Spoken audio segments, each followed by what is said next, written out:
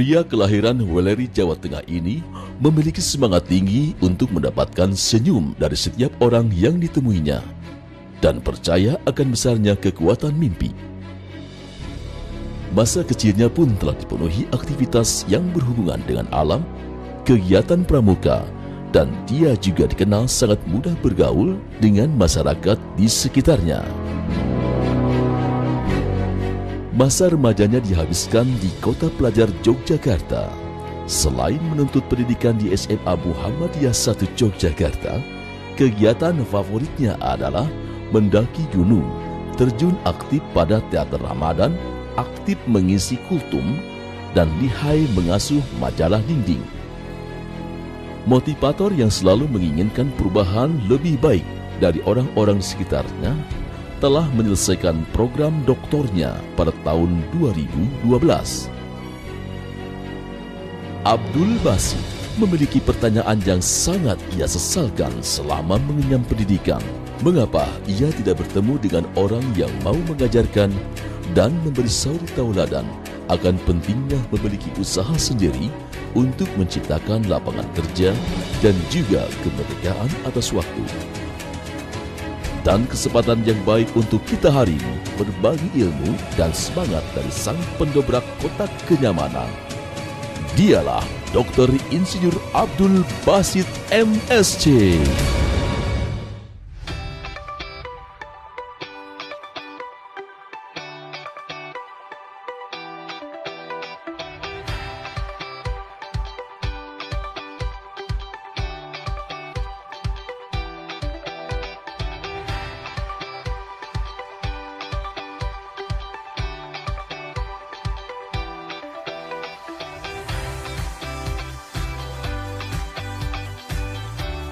Assalamualaikum, selamat siang. Saya Abdul Basit. Hari ini diundang ke Pol Bantan Goa untuk menyemangati para mahasiswa Politeknik supaya lebih bersemangat untuk menjadi job creator atau jadi sebagai job seeker.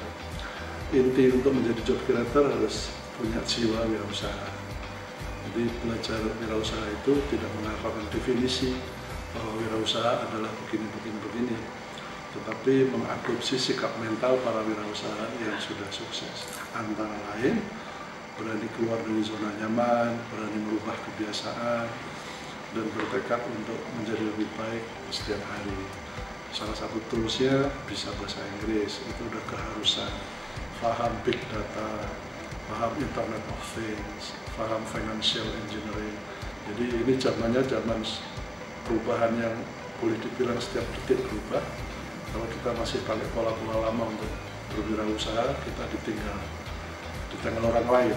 Bukan berarti usaha kita buruk, tapi ada orang lain yang melakukannya jauh lebih baik. Paling banyak sikap mental, attitude-nya, sikap mental. Kan sukses itu perpotongan 3 lingkaran begini.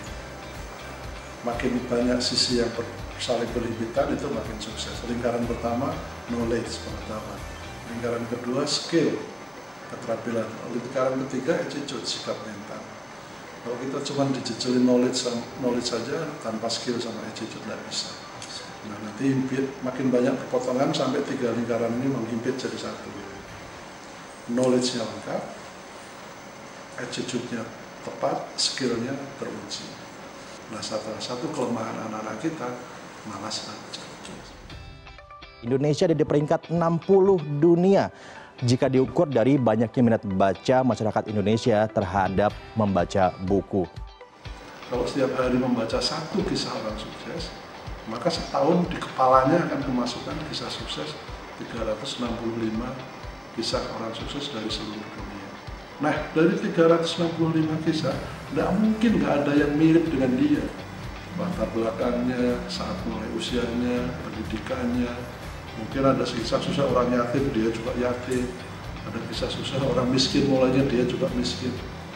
Dari 365 kisah, dari sekian banyak, pasti nanti dia akan ketemu kisah, lah dia bisa sukses, berarti saya juga bisa. Itu namanya aha moment.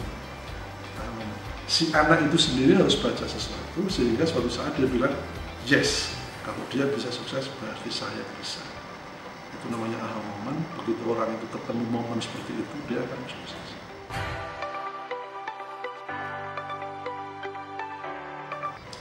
Lebih banyak baca, lebih banyak bergaul dengan orang yang sudah sukses. Berkawan jangan hanya dengan teman-teman sepantarannya. Ya, gunakan gadget ini bukan hanya untuk hiburan, ya. Tukar-menukar joke, tukar-menukar gambar lucu.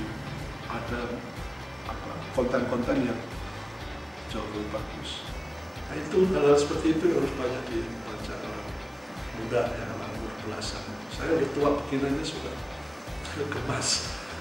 Kita hidup di zaman yang berbeda. Kalau saya hidup di zaman seperti mereka, ya, sekarang harus lebih seperti